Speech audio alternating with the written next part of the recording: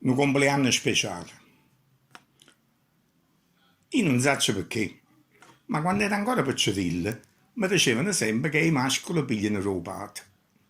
Poi, passando il tempo, ha cominciato a dire che invece i mascoli pigliano la mamma.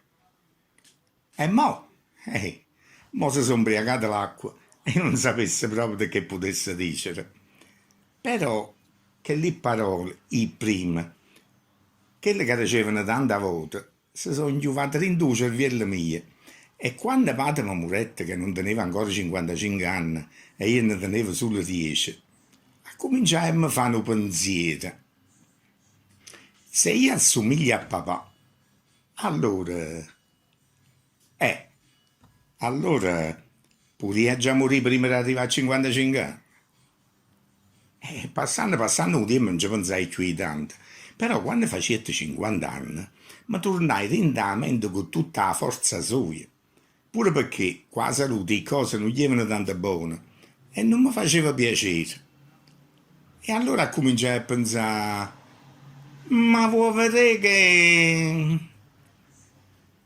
sappiamo che ci stanno certe feste che per noi sono poco speciali, ma quando uno fa 20 anni, 30 anni, 40 anni, 50 anni, ma per me ha dato vera, quelli che non mi scordo più fu nato. Fui quando io facevo 55 anni.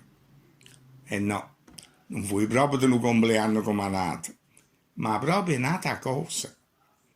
Era come, era come se avesse venduto in coppa a qualche cosa, pure che io sapevo buono che là qualche cosa non stava da nessuna parte, ma solo dentro la capa mia.